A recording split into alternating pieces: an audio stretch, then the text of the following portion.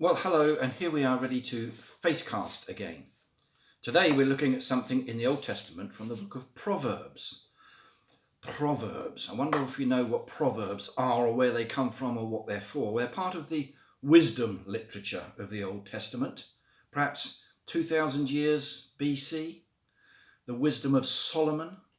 So the people of his time, his era, were keeping up the ancient Jewish way of living by having sayings which were a distillation of the wisdom of the age. And they remembered that wisdom by having handy, catchy sayings to pass on one to another. It's a very easy and simple way of remembering great truths. And it's the same for us today. In fact, Proverbs were used, certainly when I was a child. I remember my mother always coming out with different kinds of proverbs, like a stitch in time saves nine. Yes, I understand what that means now. I just thought about it. All those sorts of sayings that people have are this distillation of the great wisdom that's passed down through the ages. And Proverbs is part of that. So they're not just catchy sayings, they are really wise sayings. Let's read something from Proverbs chapter 15, verse 4, which says this: "The tongue that brings healing is a tree of life, but a deceitful tongue crushes the spirit." And this is what Proverbs will often do. It will take two sides of a coin and compare and contrast them with each other. A healing tongue, I'll say that again. The tongue that brings healing is the tree of life. So if you are speaking good and well of other people and about life itself, if you are an encourager and a builder up of people, then you're going to bring much more out of them, much more goodness and reward from them and from yourself.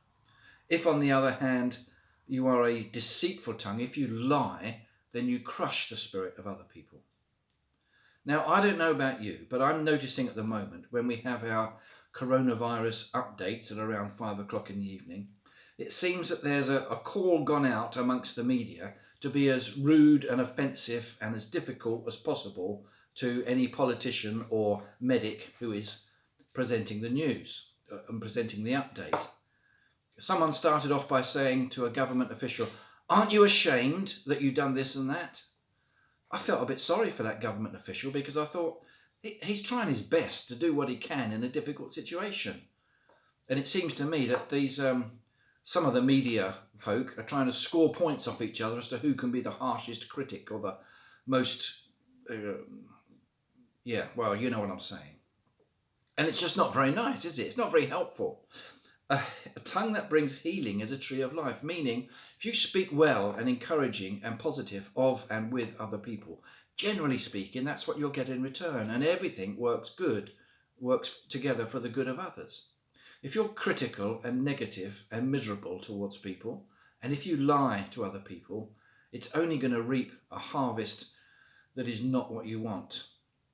I'm amazed at how disciplined the different speakers are who are standing at the podiums and how well they deal with the abuse that comes their way when they're trying, it seems to me, to do their best. Well, that's what Proverbs are for anyway. They're there to instruct us and teach us how to live our lives and to give us a small soundbite. Soundbite isn't a new thing, it's a very old thing, an ancient thing. A small soundbite of much wider and bigger wisdom. So how might this proverb apply to you today as you go about your life in lockdown, presumably with your loved ones, with whom you might be getting a little bit tetchy now and then? The tongue that brings healing is a tree of life, but a deceitful tongue crushes the spirit. I'll leave it with you. Bye for now.